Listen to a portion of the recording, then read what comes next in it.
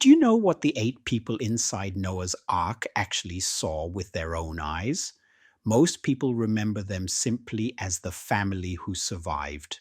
But very few realize that the moment God shut the door of the ark, what they witnessed from the inside became one of the most brutal days in human history. Genesis records it clearly. That day it was not Noah who closed the door. It was the Lord himself who shut it behind them. Inside the ark were 8 people and a small number of chosen lives. Outside was the entire world they had ever known. At first, the ground outside was still dry. Perhaps they could still hear laughter in the distance, the sounds of animals, the rhythm of ordinary life.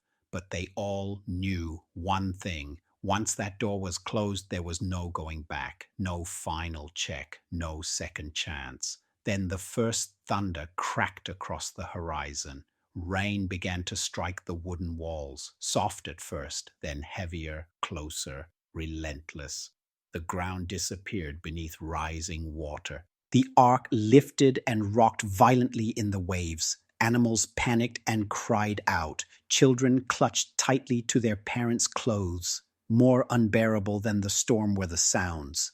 People screaming for help, hands pounding against the ark, bodies struggling in the water, trying desperately to reach it. And those inside understood something terrifying. They were not the ones who closed the door, and they were not the ones who could open it. In that moment, they realized they were not better than anyone else.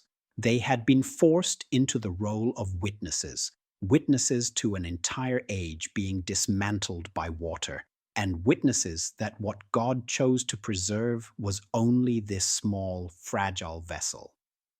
Later, the floodwaters slowly receded. The ark came to rest on a desolate mountain. No cities, no lights, only silence and emptiness left behind by the retreating waters. When Noah built an altar and offered a sacrifice, it was not a victory celebration, it was a survivor's confession. If not for God's mercy, they would have been no different from those who perished in the flood. So, what this story truly tells us is this: what God saved you from was not just a disaster. He was pulling you out of an old way of living, giving you a chance to live differently in a new world. If you're no longer satisfied with merely surviving, but are willing to be among the few God chooses to rewrite the story, write in the comments, "Lord, use me to write the next chapter." And share this video with someone who is struggling right now. Let them know maybe they haven't been abandoned. Maybe they've been placed inside the ark for a season, being prepared to step into an entirely new beginning.